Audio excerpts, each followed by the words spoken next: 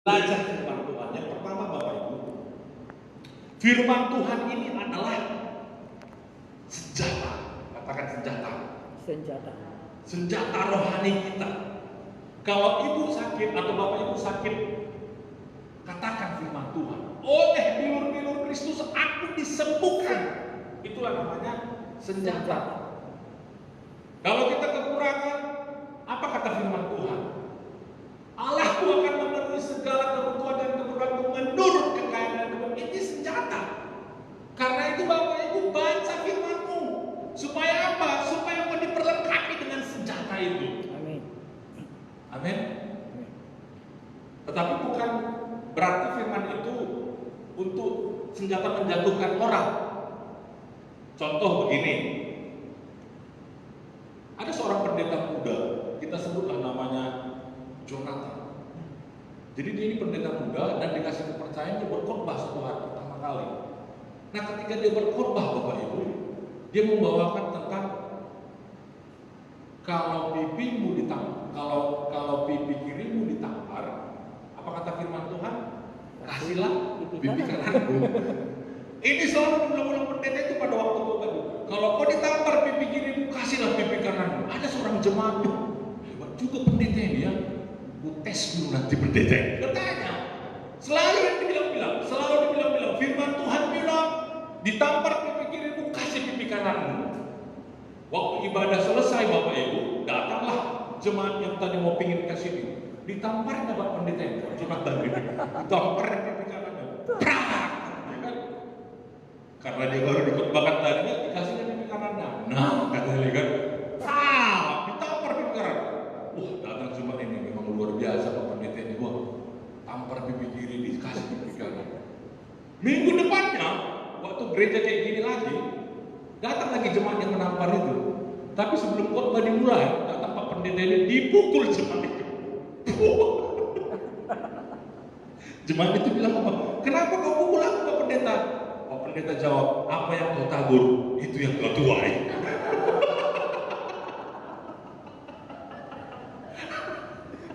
Jadi mereka sudah pakai firman Tuhan untuk lagi.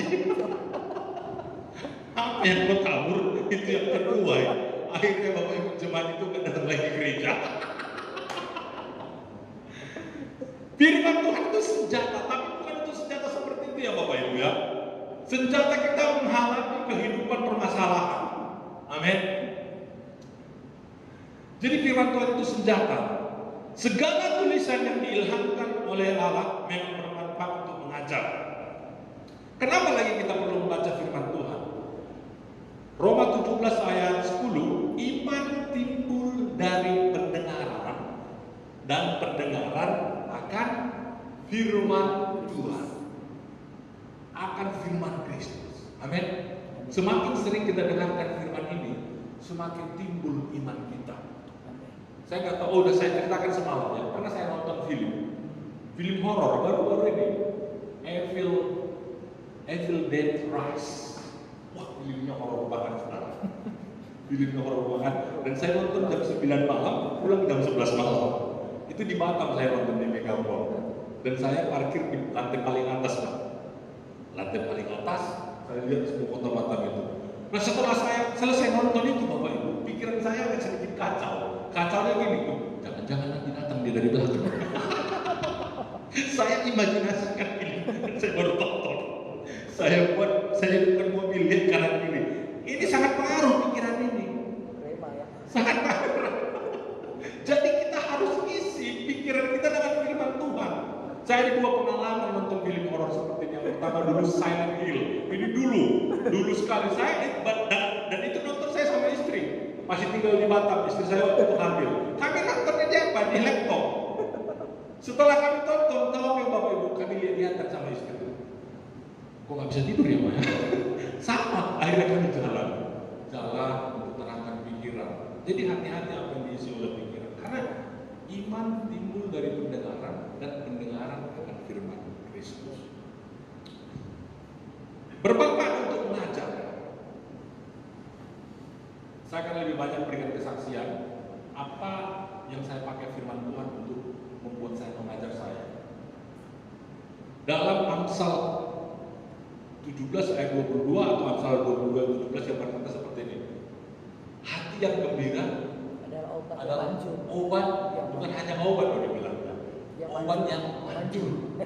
Tetapi semangat yang patah mengeringkan tulang. Nah ini firman Tuhan tadi adalah mengajar. Cuman ketika saya baca firman Tuhan ini, hati yang gembira adalah obat yang manjur. Dari mana jalannya? Dari mana caranya? Katanya hati yang gembira adalah obat yang manjur. Akhirnya Bapak Ibu, setelah kita melakukan pembelajaran, penelitian, research, dan Amsal ini adalah ditulis oleh Raja Salomo, raja yang paling berhikmat. Salah satu hikmahnya adalah ketika dia harus menentukan seorang bayi, ini bayi siapa? Bayi si A atau bayi si B. Sehingga dia ambil satu keputusan pada waktu itu. Kalau begitu, karena nggak ada yang ngaku, karena nggak ada yang tahu anak siapa ini, atau semua mengaku bahwa ini adalah anaknya, kalau gitu kita bunuh aja anak ini. Mau dipenggal anak itu Bapak Ibu, ibu aslinya bilang begini, maaf Tuanku Raja, ya sudahlah, daripada dia dibunuh, kasihlah dia kepada ibu itu. Dan Raja Salomo, raja yang bijaksana, dia tidak bodoh, dia pintar, dan dia sudah putuskan, oh ternyata ini bayi ini. Dan dia menulis ini, hati yang gembira adalah obat yang manjur. Untung tidak ditulisnya, orang yang punya istri yang banyak adalah obat yang manjur. Kenapa? Raja Salomo punya istri banyak loh, 700 loh istrinya. Dia kan Pak Pendeta. Dan guntingnya 300. Kalau kita total 1000. Untung tidak ditulis dalam kitab Amsal. Siapa yang punya banyak istri, obat yang manjur. Kacau kita kalau ditulisnya itu. Untung ditulisnya hati yang gembira adalah obat yang manjur. Saya juga bertanya-tanya dari mana ceritanya ini. Sampai satu hari saya Tuhan tuntunkan membaca sebuah buku. Di buku ini tentang bicara seorang dokter profesor Pak dari Jepang. Dia melakukan penelitian begini Bapak. Tubuh kita ini kan 80% air. Berapa persen? 80% air. Air yang kita minum, darah kita, ya kan, enzim apa semua zat itu pokoknya air. Tubuh kita ini mungkin ada yang kayak saya gemuk ini isinya air dan lemak. Lalu profesor ini mengadakan penelitian begini Bapak. Diambil satu baskom, diambilnya baskom, diisinya air ini, diisinya baskom ini dengan air. Lalu dia teliti dengan mikroskop, ada partikel-partikel air ini. Lalu dia putar lagu rock, lagu metal, lagu underground.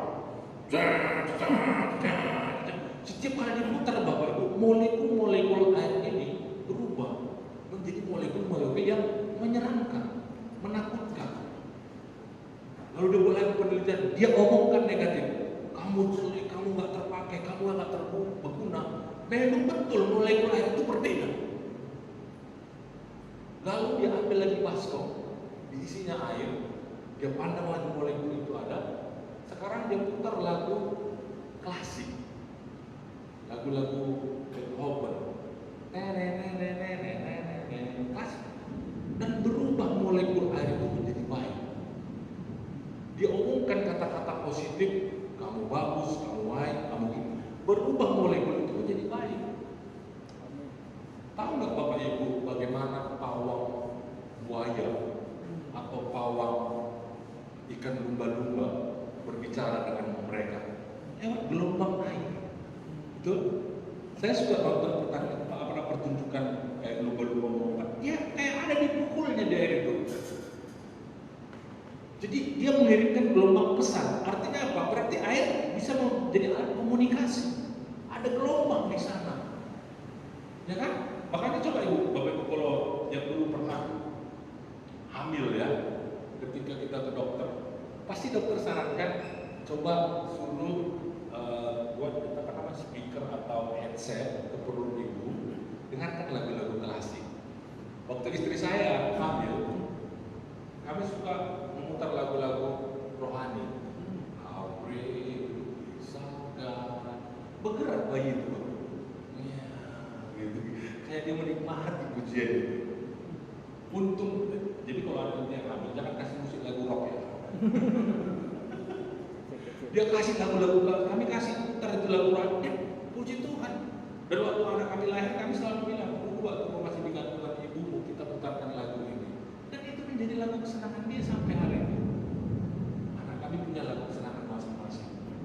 Jadi memang setelah itu diputuskan, makanya ada hubungan kesehatan, ada hubungan obat yang manjur itu dengan kata-kata positif yang kita sampaikan kepada diri kita. Karena memang 80% hidup kita ini adalah air. Makanya coba orang yang khawatir, dia suka penyakit jantung, dia suka stroke. Kenapa? Karena molekul-molekul air di dalam tubuhnya berubah. Itu makanya kalau kita ada masalah, Bapak, jangan stres, jangan khawatir, tapi katakan positif. Engkau berharga di mata Tuhan. Tuhan akan membantu, Tuhan akan sembuhkan penyakit. Makanya kita anak Tuhan selalu omongkan yang positif. Karena itu berbicara kepada kita.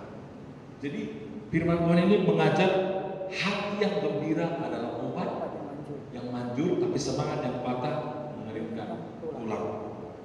Untuk menyatakan kesalahan. Jadi firman Tuhan juga ini untuk mengajarkan kita atau menyatakan kita kesalahan. Suatu hari ada seorang ibu yang kaya raya, masih hidup. Dia kaya raya, sampai masnya berkilo-kilo, meninggal. Tapi dia pelit. Ketika dia masuk ke surga, Bapak Ibu, waktu dia mau masuk pintu surga, dia jumpa sama Petrus. Silakan masuk ibu, katanya. Tapi si ibu ini bilang, Pak Petrus, boleh nggak saya bawa emas 50 kilo saya ini ke dalam? Lalu dia bilang, oh nggak boleh.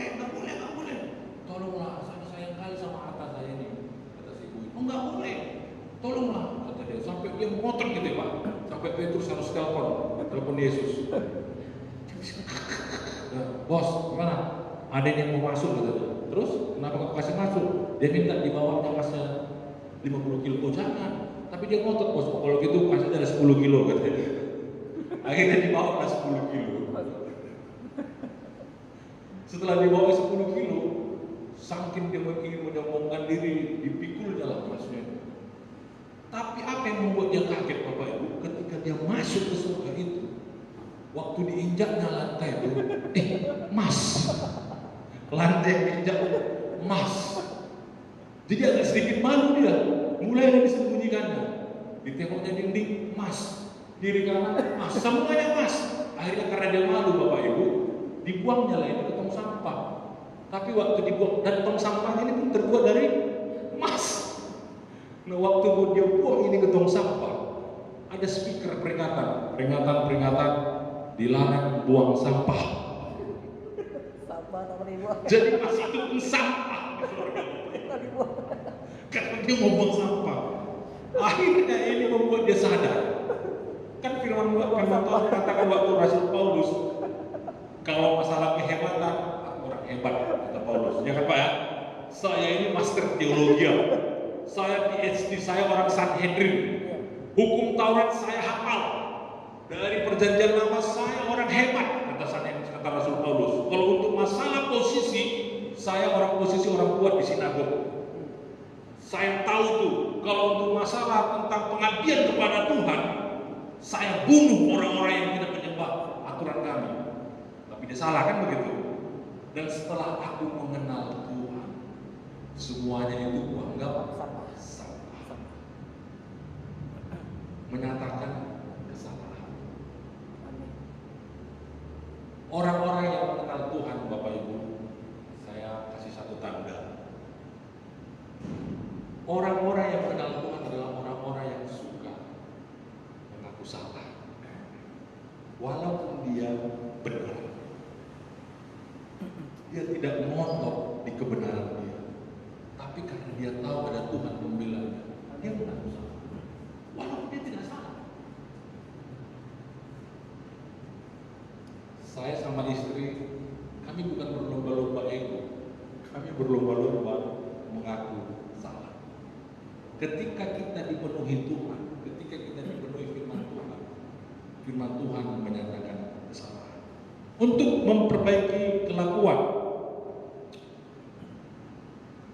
Firman Tuhan ini mengajarkan kita untuk bertindak. Apa yang kita terima, itu yang kita keluarkan. Firman Tuhan yang kita terima, maka firman Tuhan itu yang keluar. Amin.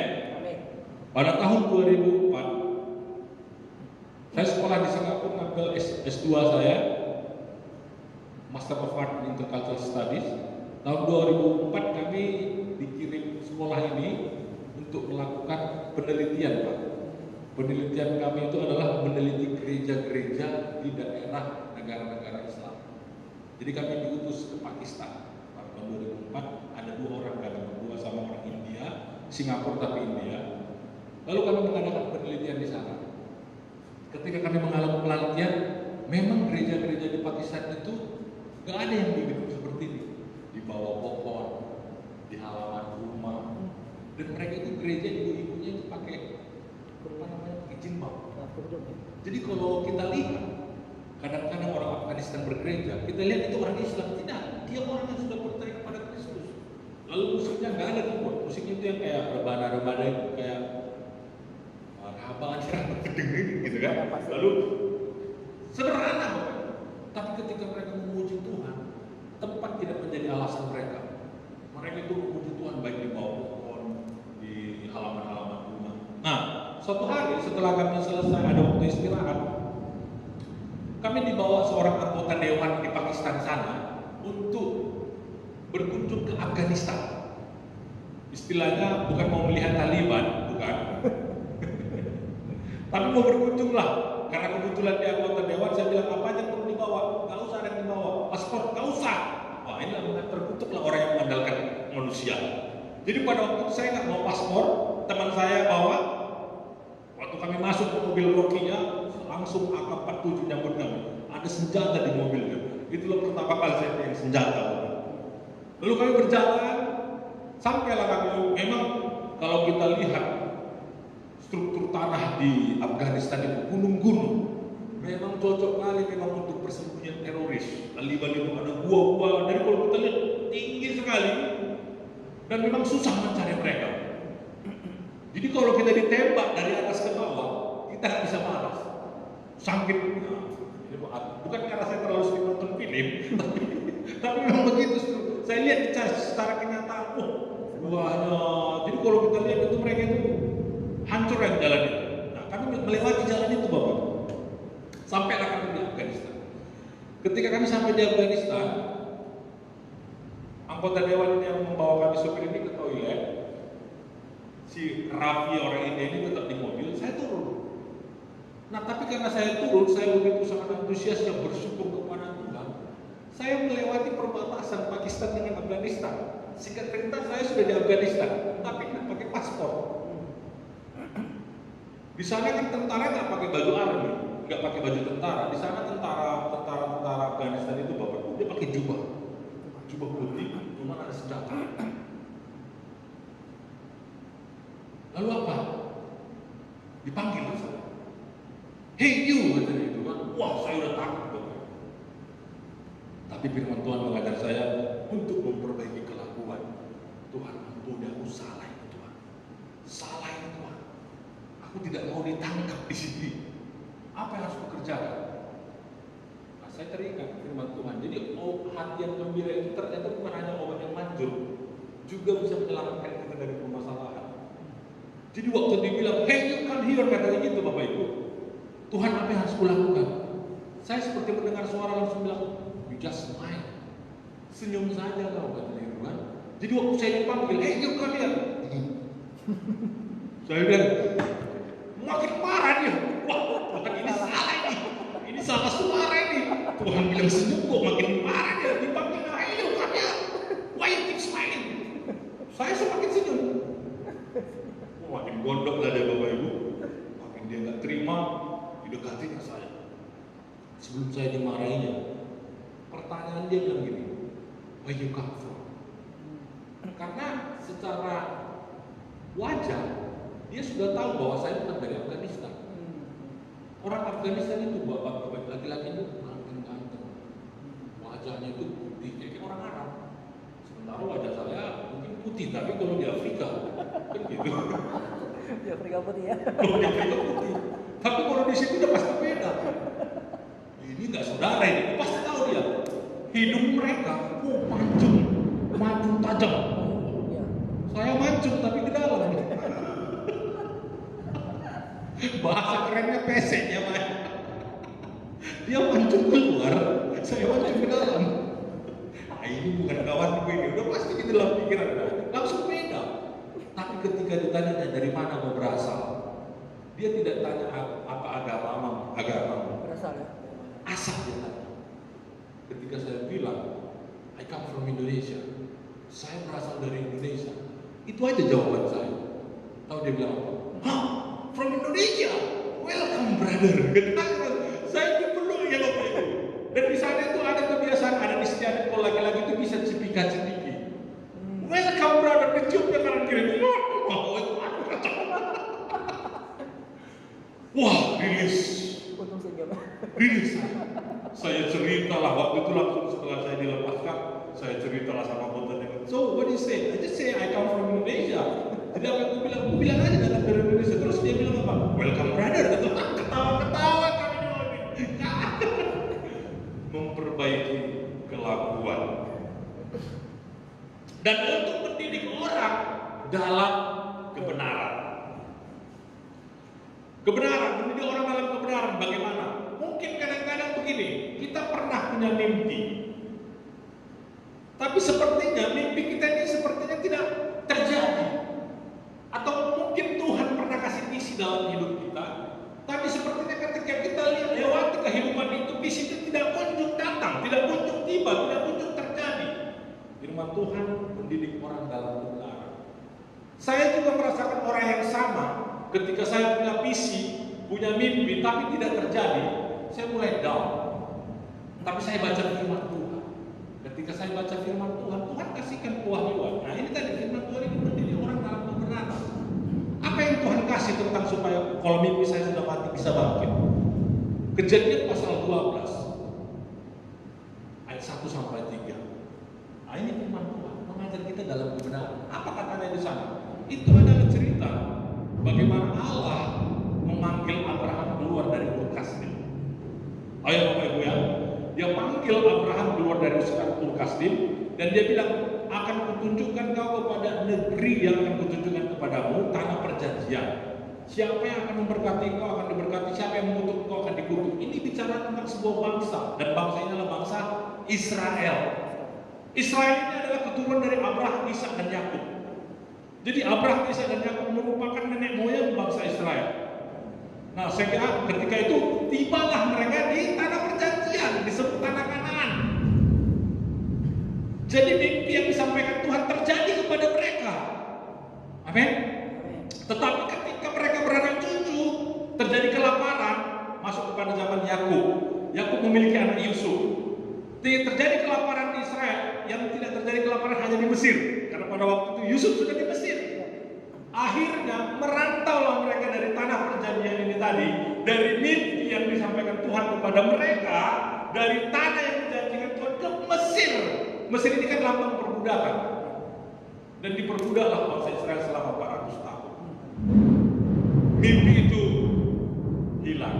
Mimpi itu mati. Loh, tadi kata Tuhan akan memberikan tanah kepada yang dijanjikan itu tanah perjanjian. Tapi sekarang kenapa kami diperbudakan? Tapi ingat Bapak Ibu, kan mereka juga kembali ke tanah perjanjian itu, dibawa oleh Musa. Walaupun Musa itu sendiri tidak sampai ke tanah perjanjian, tetapi bangsa Israel yang dijanjikan mimpi tanah perjanjian itu sampai dia kepada tanah perjanjian. Amin. Nah, ketika saya baca cerita ini, mimpi-mimpi saya yang mati bangkit kembali, mendidik orang dalam kebenaran. Jadi Bapak Ibu, saya ingin mengajak kita semua untuk mencintai firman Tuhan. Amin. Ini adalah surat cinta Tuhan. Jujurlah, semua kita pernah, bagi suami istri, pernah mengalami namanya masa-masa, wah, ketika datang surat cinta dari pacar kita, Dulu kan zamannya pakai masih tulisan, sekarang nggak ada WA. Dulu belum ada WA. Saya setiap kali datang surat pacar saya dari Medan ke Jogja, saya waktu itu beli di Jogja. Wah, waktu saya lihat aja amplopnya udah amplop pink, Mas. Wangi ya. Saya cium, udah wangi kali. Udah parfum ya. Wangi sekali, Pak. Dikirimnya 1 lembar, saya komplain. Kok sedikit kali, gitu kan? Ya kan, sedikit kali. Kenapa? Aku semangat membacanya, tapi kenapa sedikit? Berikutnya dikirim berlembar-lembar. Nggak ngantuk kita, Pak. Baca surat cinta itu kita baca berulang-ulang. Udah kita baca hari ini, besok ada kerjaan, besok baca lagi. Bisa seminggu itu sampai kita hafal bahasa-bahasa dia. Ini Bapak Ibu surat cinta Tuhan. Dan tidak hanya dikasih parfum, dikasih materai dengan kematiannya di kayu salib. Begitu cintanya dia sama kita. Oh, haleluya. Begitu sayangnya Tuhan itu sama kita, sampai dia rela mati di kayu salib. Dan dia sudah tulis surat itu di sini. Mari hati kita menggebu-gebu kalau kita baca firman Tuhan. Amin. Amin.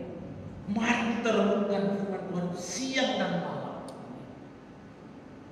Jadi karena itu Bapak Ibu, anak saya yang masih berumur 10 tahun, kami sudah ajarin berkhotbah.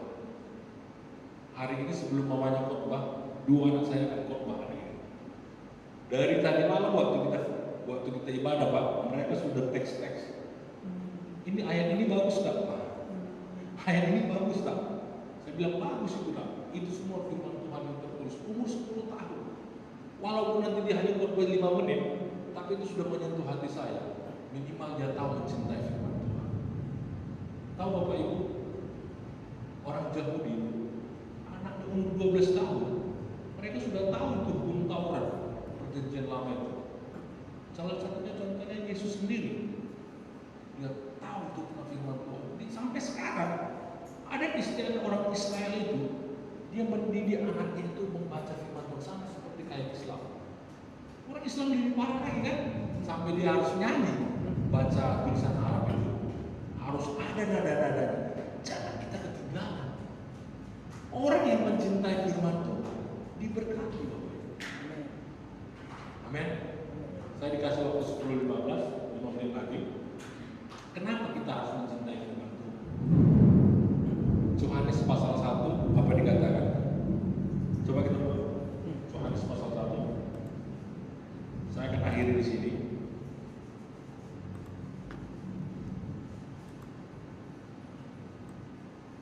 Pada mulanya adalah firman.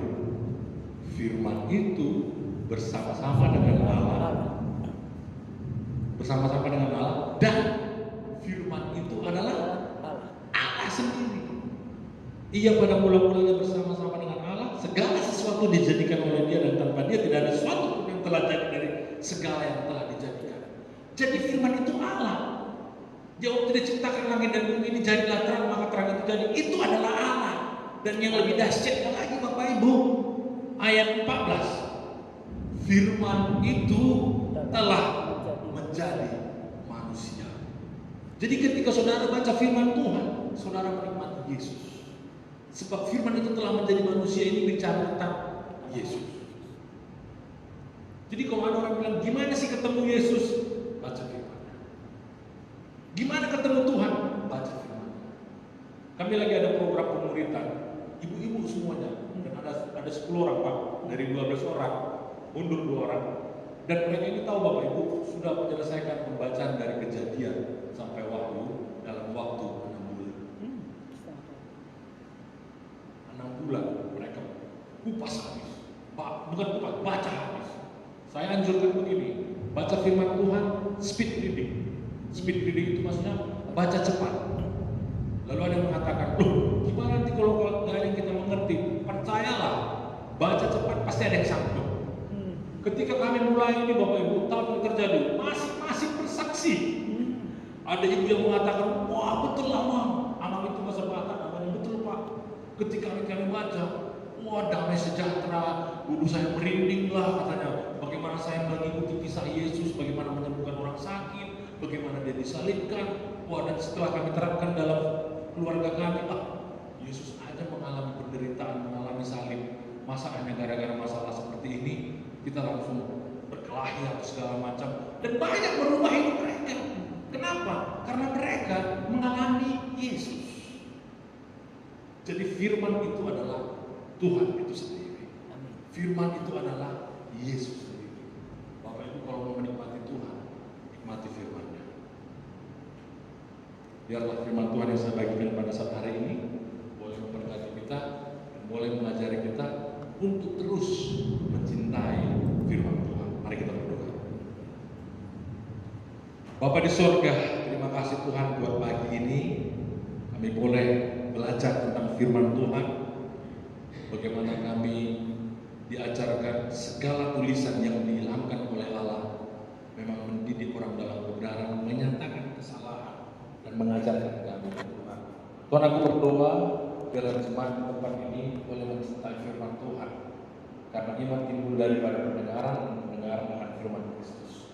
Karena firman itu adalah Kristus itu sendiri.